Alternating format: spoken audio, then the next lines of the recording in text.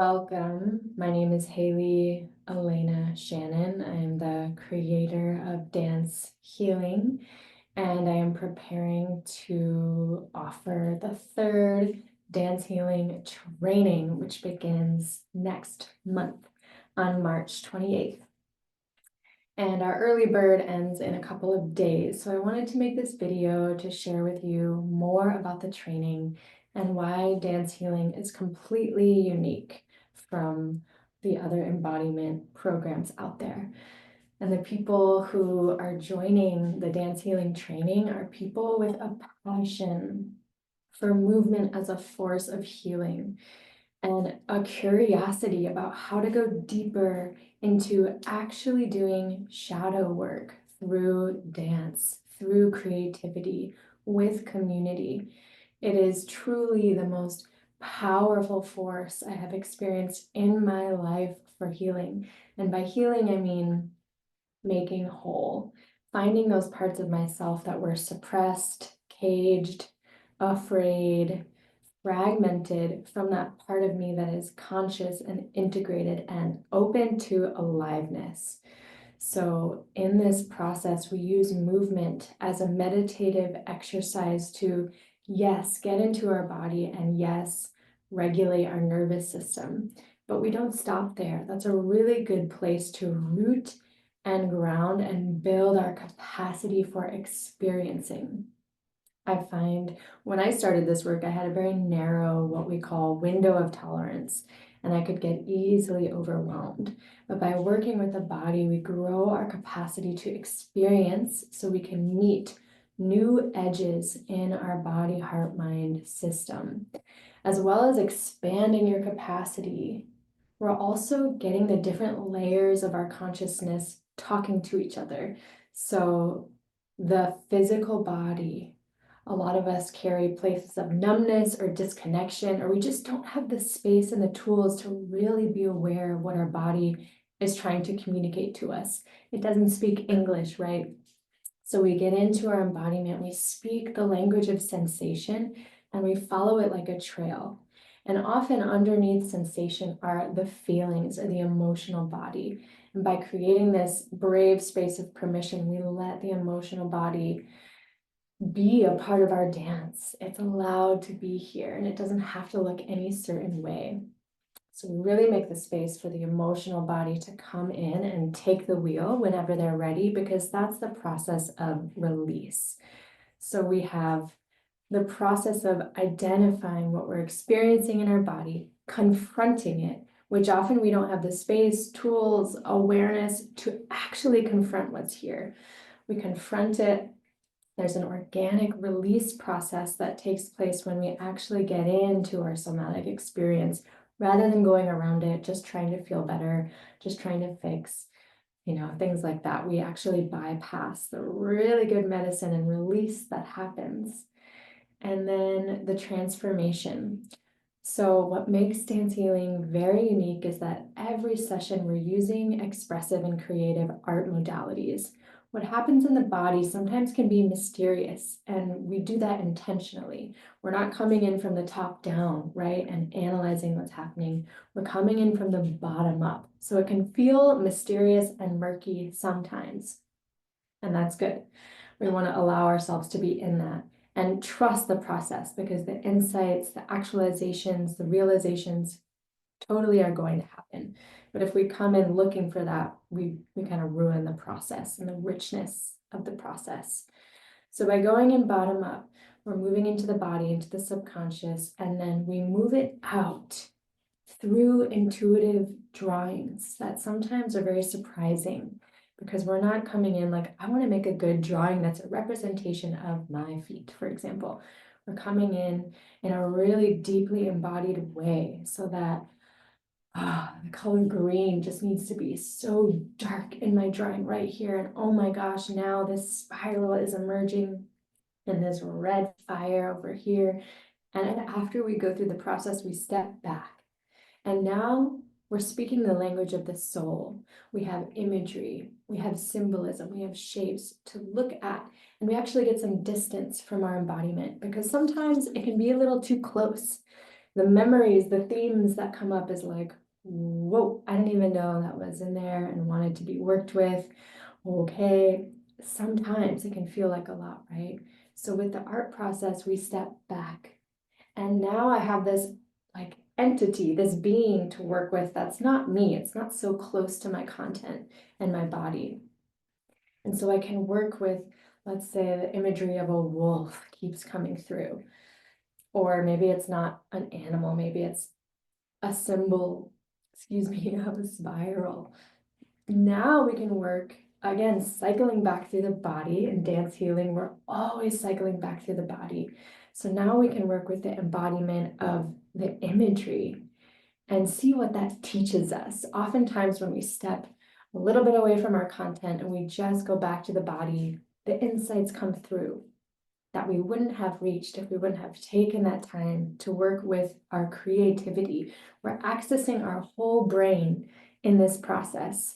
Intentionally, when we warm up, we're opening up to the whole brain, but then through the process itself, we're using a lot of different parts of our psyche, our soul, our neurological inputs that we don't in our day-to-day, or if it were just verbal, right?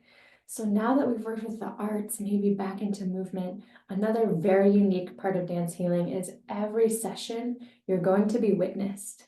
I'm going to see you, and others are going to see you, and you get to see them. And that is absolutely priceless. Okay, so we're coming back together from this deeply embodied state. It's not like we're staring at the screen and you're learning movements from me. No, I'm guiding you into this meditative flow state where you're communicating with the wisdom of your own body, allowing that to guide you based on the different themes that we touch with. I'll get into that a little bit. And you've harvested from the experience with drawing, maybe some creative writing prompts. And now we come back together and you are embodied and you have an opportunity to be seen, to explore expressing these things that came through. It could look like me inviting you to share a line of your poem and do it while you move. So we're going to find our edges here. Ideally, we feel comfortable with the full spectrum of modes of expressing ourselves. Why? Because it uses different part of our body and our mind. So if I have a block around singing, for example, which I did, I had a block around speaking my truth, using my voice, that limits my toolkit and what I can contact within myself. And it also usually draws a line, like a clue to some material I have for me. So by me making different invitations for you to use your voice, let's say to speak your poem and move, we get to work those edges in a really brave space where people are holding you in the light of unconditional regard. And that's deeply healing for the parts of ourselves that learned they're not worthy of being seen or they're going to be rejected. So we get to meet that together and play. And then we do a lot of reflecting back through movement and words and, sharing using nonviolent communication, which is super important to this work. It trains us how to actually use our projections in a way that are beneficial. So what are projections? My internal experience is how I see the world and projecting that out. So what I'm feeling on the inside really informs what I see, whether or not it's someone else's truth or experience, right? So as we're coming forward with these deeply personal, soulful themes that are coming through and the material that's opening in us, that's sacred and we actually want to protect that, right? While also giving the gift of being seen. So rather than using my projections to paste onto somebody a truth that they might not resonate with and might actually cause some walls to come up, which I think most of us experience in our everyday life where there's not real awareness around projections. Instead of the reactions and the walls coming up where you feel like you have to protect yourself, we use this nonviolent communication model to create space for multiple truths to coexist so that I can receive your feedback in a way that's like a gift. And it's like, I never thought of it that way. Thank you for sharing with me your experience rather than, I don't relate to that. No. So it's this really juicy, fertile space where we get witnessed. A part of us feels really fulfilled from that. Maybe we got some new gifts, some new insights, and that's the end of our session. So in Dance Healing Foundations Level 1, we have 7 weeks together, and the journey is all for you in your body and soul and our cohort. Then we have a week or 5 days where you're welcome to come to where I live on Orcas Island, Coast Salish land, and drop into an in-person experience with myself and with body psychotherapist Alicia Zollinger Scott. So that's kind of a bonus. You don't need that to finish this program or get the certification, but every year the students are like, we wish we could be together. And I always, fantasize about having folks out here because it's really beautiful and really potent land. So we're doing it, and that's in June. Come join us in person. There's a lot of material, as you can imagine, that we just can't do online with touch, with weight, with seeing the whole group in one room and feeling that energy, with working with the nature here. It's going to be a huge part of that retreat. So that's a bonus.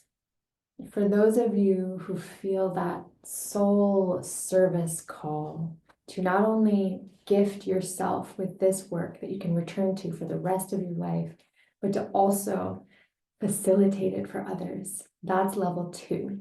That's 11 weeks starting in June.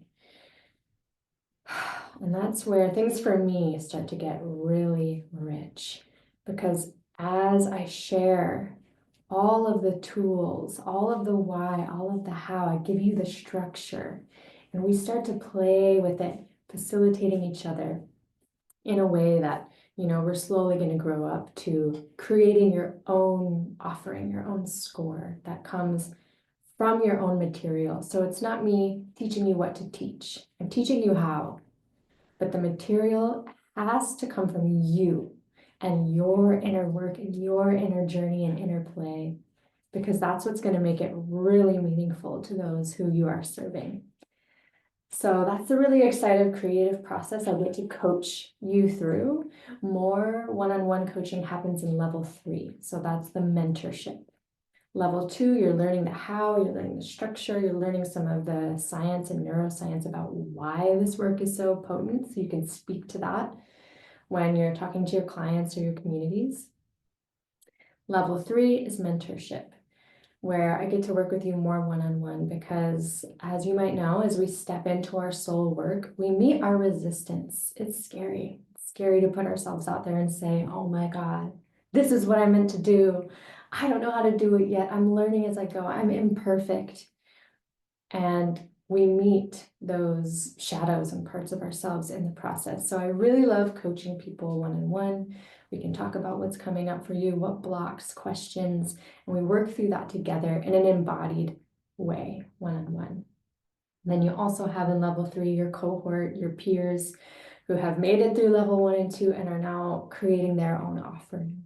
So it's really inspiring when we can be in that kind of group, creative, trusting container where we're sharing our ideas, reflecting back what we're hearing and what questions we have and what excites us. It's a really like creative hive that we create in level 3.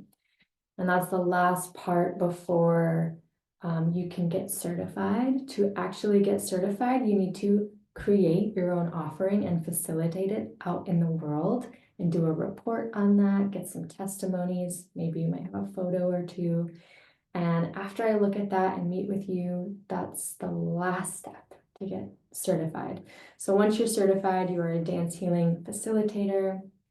I'm going to add you to my website. You join our network, and basically I'm forever on your team. I'm here cheering you on in this work that is so needed. And if you feel the call, we need you. You need you, your clients need you, your community needs you in this empowered way, saying yes to this path of facilitating people into their bodies transforming on their own. We can do it with our own body, in our community, with our creative, intuitive processes that we're going to get into in this work. So that's what I want to share. That's the dance healing training. It's truly unlike anything else. I'm going to get to know everyone one-on-one, and we get to create our own community here. It's super special. And to me, that's just a huge value of how I work. I don't receive much when I'm just like one of, I don't know, 100 people in a big group where nobody's going to know if I really show up or not. You're going to be accountable here to show up. If you have to miss a couple, no problem. We record everything. That's yours for life to return to. All the meditations, all the explorations, all the scores.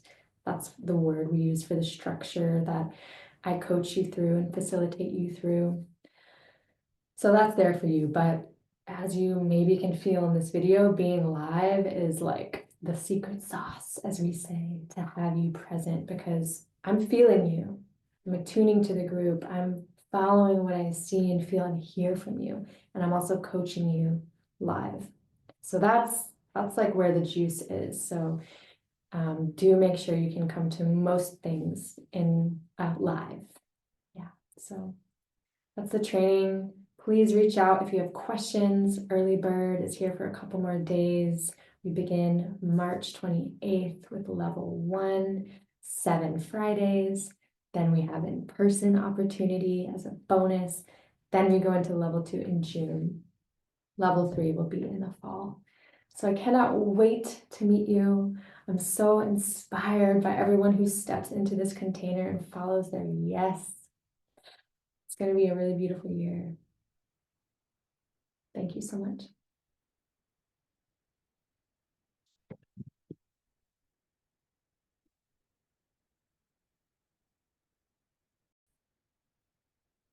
If you're here, drop in the comments below what called you here. What is your specific thread or nudge from the universe that's inviting you to step deeper into your embodiment, into your dance healing power?